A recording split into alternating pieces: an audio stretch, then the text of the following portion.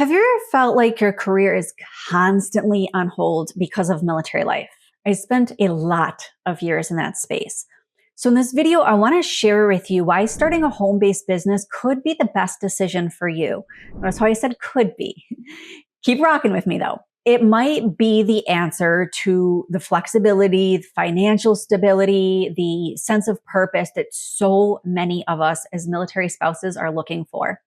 So the thing that I actually really do hear the most about why military spouses start a business are because of the need for flexibility, because of our unique lifestyle, or the purpose of pursuing something that they are passionate about or that is meaningful or that gives them a meaning in life.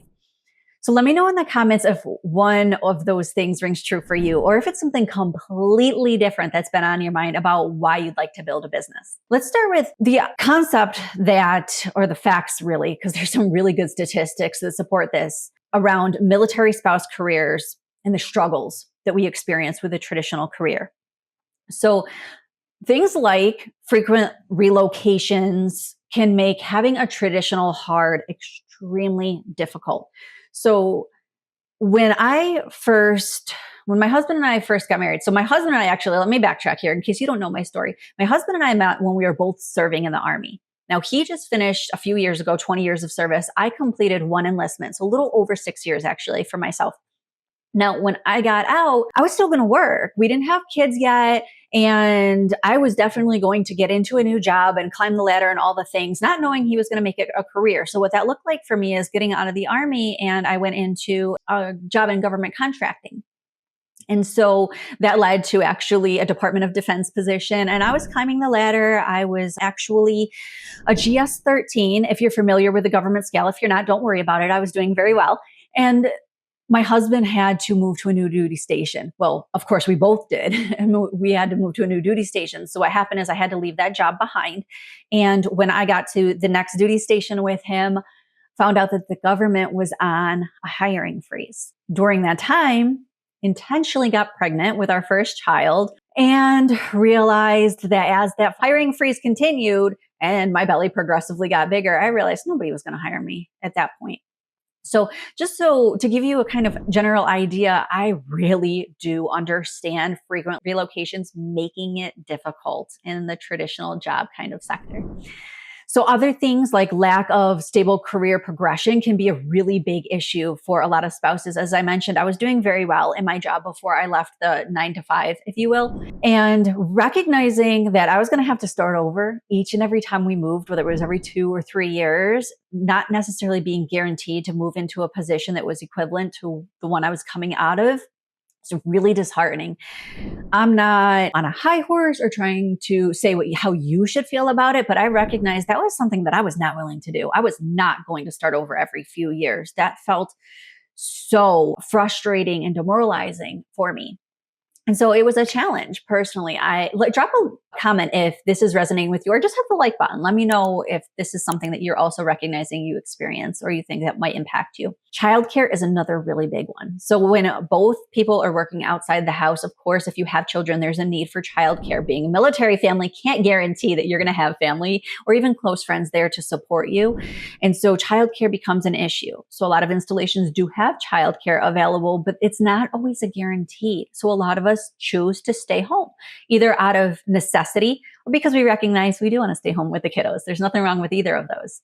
There's nothing wrong with any of this. This is just to paint a picture about the idea around why a traditional kind of career, if you will, may or may not be for you. It's up to you to decide. So let's talk about getting into a home-based business, why this might be the absolute best path for you. Now, I want to start with starting a home-based business is not for everybody. Is it challenging? Yes. Does it mean you can't do it? No, not just because it's challenging, but the reality is not everybody wants to be their own boss, and that is absolutely okay. You very much have to be self-driven, or perhaps go into a partnership where your partner can kind of help drive you. But at the end of the day, when you have your own business, you've got to be okay with forcing yourself to show up on those tough days, because there's going to be plenty of them. Life is going to get in the way. Military life is going to take its toll. And you have got to be able to go, still going to do the thing today. I'm going to make it happen. Now, on that note, Also recognizing that doing that thing doesn't mean forgetting to care for yourself. I'm just going to throw that in very quickly right there, because if you know anything about me, you know that self-care is a huge piece of what I talk about. Anyways, moving forward, let's talk about the power behind having a home-based business. So that flexibility that I talked about early on, you definitely get that flexibility.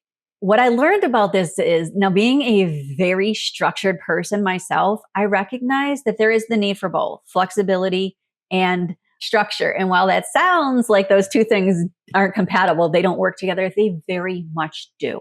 Having the flexibility to make shifts and do things as you need to do them to support your family, to support your children, if you have them, to support your service member, you do need to be able to shift and move and just make things fit where they fit. Also, with the recognition that having structure from day to day with the flexibility built in to shift where you need to. That's what I'm trying to get at. Okay. There's, of course, a level of financial security when you're able to have that second income for the home, which can be very difficult if you're starting over every single time you meet. So every single time you PCS or you have a military move, statistically, military wives experience several months worth of gap before they're able to get into a new job. The beauty when you have your own business is you can make plans so that your transition can be almost seamless. Alrighty? And then, so the next thing is you get to fulfill a purpose or identity, or, attend to your identity in some way. So a lot of us don't come into our military marriages straight out of our parents' home, so to speak. So a lot of us come in having our own dreams, a career path that we're already pursuing, or a degree that we're pursuing for a particular career path. And so when we get into the military marriage, we end up having to leave a lot of that behind. And so where for a long time you thought you were going to be or do a certain thing. For me, it was a baker. I was actually getting an education to be a baker, to open my own bakery. I had a business plan and all of the things. And then military life. And then when I didn't have that anymore, kind of lost my direction, who I was, my sense of self. I wasn't pursuing something that belonged to me, that mattered to me outside of being a mom and a military spouse. And it's okay to admit that. So for some people, being a stay-at-home mom is a dream come true. And I applaud that with all the beautiful energy I can offer you. And recognize and honor that sometimes it's not where it's at for us. Do we want to stay home to be with our kids, or do we need to? Is there a necessity there? Sometimes. And it's okay to admit that you need more. There's nothing wrong with that. For me, that was very true. So having your own business allows you to continue to pursue something that matters to you when you can't follow that traditional career path. Alrighty, so let's talk about some of the common misconceptions or fears that come up with the idea of starting your own business. Because let's be honest, starting your own business is a big step.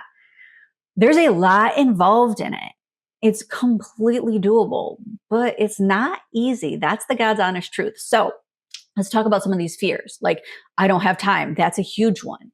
So I'm going to offer you a little bit of something kind of like a reframe here. Something like a little reframe here, goodness sake. And that is, small, consistent actions are going to be what helps you build this business. You don't have to be a major success tomorrow. You don't have to be making $1 million next year for it to be successful, right? You put in the time that you have, you commit to making a certain amount of time, and you acknowledge the success and the progress as it comes.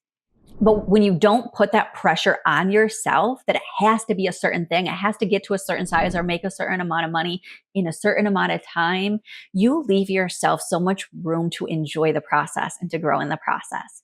So I don't have the time. I would 100% challenge that. Now, I'm not saying that you're not doing a lot of things that are filling up your time, but what I'm saying is if you strongly desire it, I promise you there's a path for you. All right. Another thought, like, I don't have the skills. You can learn. I promise you. So many of us start a business for the love of the thing that we're doing. So for me, originally, actually, it was handmade goods. I started an Etsy shop with crochet, which led to me learning how to do little home decor signs out of wood. And so I didn't know how to crochet. I literally went to YouTube and learned how to crochet on the go. I did not know how to do woodwork. Once again, went to YouTube and I learned all of the skills that it would take to purchase the wood, to know what kind of wood I needed to purchase, to cut, sand, stain, or paint and design, all of the things. I didn't have those skills, but you can learn them. Some of the things that you are going to need to learn, even if you have the skills to do the thing that you want to do, won't necessarily have the skills to be a business owner. And early on, if you're going to be a solopreneur, there are going to be a lot of skills that you're going to have to learn. So I don't have the skills can become you can learn as you go. I will learn as I go. Alrighty. So something like, oh, this is a huge one for those of us who have started to build the businesses and realize, oh yeah, I have to market this thing now. So that goes along with one of the skills that you will have to learn to do as a business owner. I promise you it will be okay. It comes with time. It's a muscle that you get to build and flex and all of the beautiful things. So the big one here is, I don't want to be salesy. I don't either.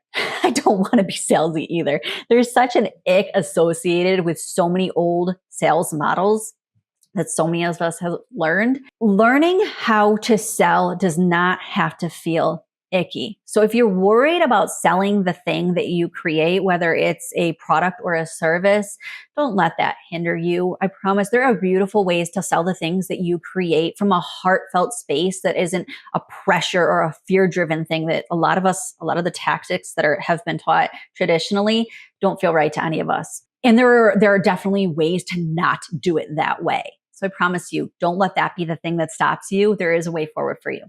So if you have a worry or a fear, I am confident that I can help you with a way forward through that. Hit me with it. Drop it in the comments. Let me know what it is. There are ways for you to reach out to me. You can go to my profile and look at how you can email me or connect with me on other social media platforms. And you are more than welcome to let me know what the thing is that's keeping you from starting your business, what the fear is, what the hesitation is. And I feel confident that there is a way forward for you. So let's talk about next, what kind of businesses work for military spouses? So let me start with the only limitations in life are those that we impose upon ourselves for the most part. The only things that really, truly can stop us are the things that we allow to stop us. That doesn't mean that some ideas aren't better than others, though, in this case. So as military spouses, if we're moving a lot, particularly if your spouse is active duty as opposed to reserves or National Guard, if you're moving a lot, a product-based business can be a difficult one. If you have to have lots of materials or lots of inventory, I'm not saying that you can't do it. I'm just saying that that can be challenging to have to make sure that you have a space to house all of those things and that every single time you move, it safely makes it to your next destination and in the amount of time that you need for it to. So it's a consideration when determining whether you're going to start a business and what type of business. What are you going to offer? Some of the ones that I think probably flow a lot better for people in our lifestyle are things like if you would like to offer a product, something like digital products, printables, courses, ebooks, things like that. Service-based businesses are really good ones for people in our lifestyle. So service can range from anything, one end of the spectrum to the other. There are a zillion services that we can offer. So looking at what are things that bring you joy? What are things that you're good at? What is something that you have a talent for that maybe not a lot of people around you have? You can turn that into a service-based business. Now, there's one last thing that I want to mention here, and it's network marketing. So some people refer to these as MLMs, multi-level marketing. There's a few different terms or phrases that people use for these. A lot of these are sold to you as owning your own business. And to that, I'm going to say a couple things. It's actually where I started. So if it's where your heart is, I'm not here to discourage you. I am also not here to talk badly about it.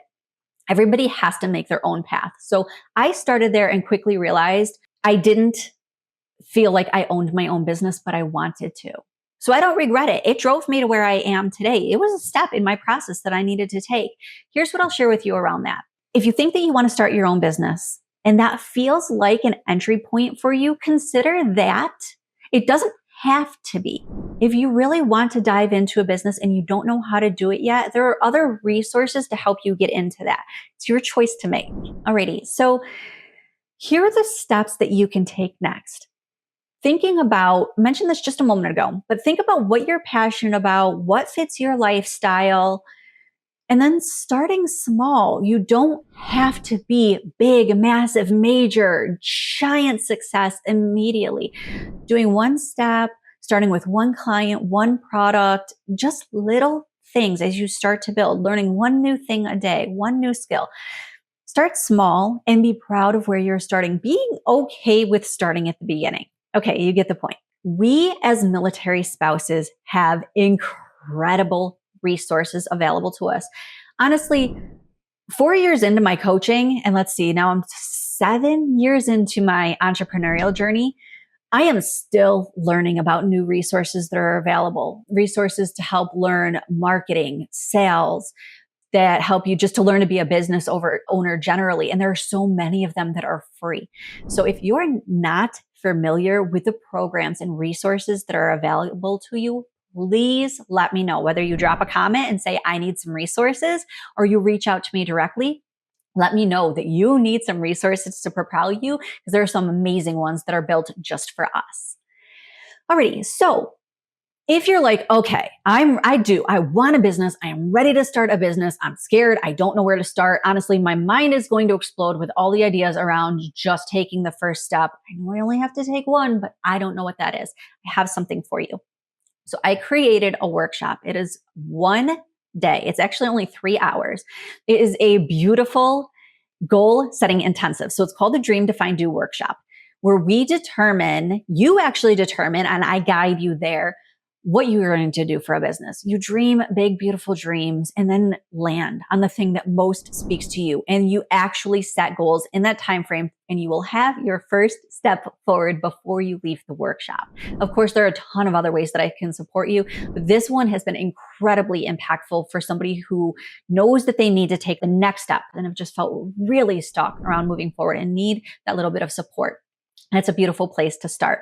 So if you think that that might be something that would be good for you, I think it would be something that would be good for you. But if it resonates with you, there is a link in the description, and you can grab that and just check out, see when the next one is. I got them every single month. So see when the next one is and go ahead and get yourself signed up for that.